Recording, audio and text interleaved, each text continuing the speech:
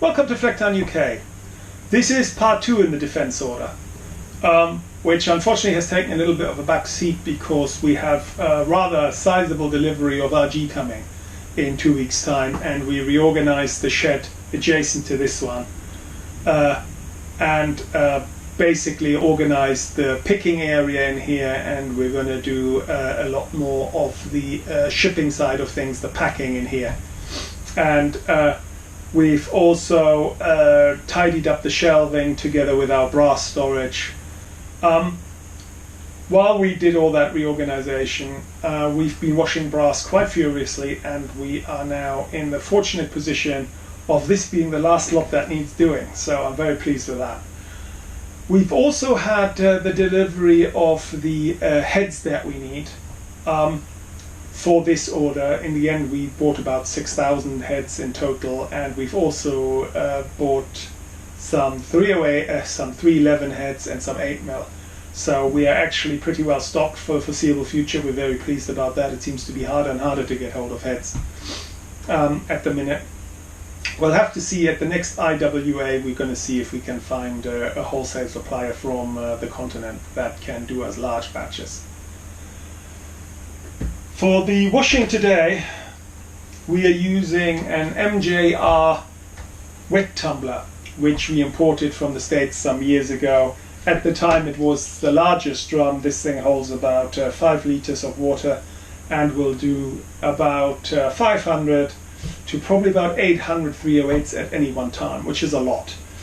The way it works, we have lots and lots of little steel pins in here, together with normal tap water and then the brass. And as it rotates, the steel pins rub against the brass and basically scrape off all the powder residue and what have you not. To help that process, we tend to add some citric acid, which brightens the brass and makes it nice and shiny. And we also add some car wash and wax, which basically acts as a detergent and finally leaves a thin layer of wax that's practically undetectable. It's very fine on the brass, and that stops it from oxidizing quite as fast. This is something that I found and adapted from Vidalada TV. They use the citric acid together with soap and use the wash and wax in the rinse cycle. That didn't work for us at all. The soap was too aggressive in our eyes and the brass darkened very quickly. The only thing we use to rinse the brass is distilled water. The distilled water basically means that you don't leave watermarks on the dried brass as the water evaporates and leaves behind the minerals. Watermarks are absolute catastrophe, very difficult to get rid of, and even a dry tumbler won't get it off. In the past we used the dry tumbler, so that's that machine over there, and that uses corncob material or walnut material together with a mild abrasive, but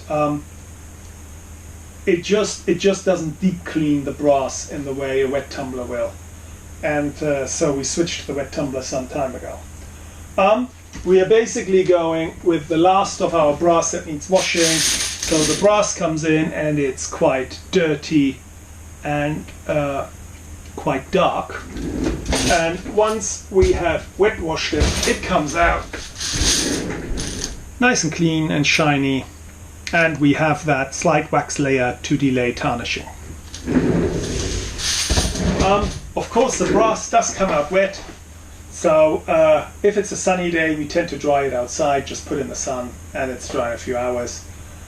If it isn't dry or sunny outside, we have a hook over the radiator here in the shed, and that takes about a day or two, and after that it's dry. We also have a little oven that we can put it in if we need in a hurry, but too much heat tends to oxidize the brass and it becomes dark again. So that can be a bit of a two-edged sword. You have to very carefully keep an eye on it. This is it for the washing.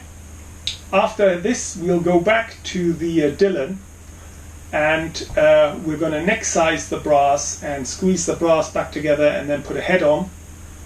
And after that, we still need to belt up, pack it, and box it, and then we're in a position to ship it off. So we're coming along. It's taken some time, but we're coming along.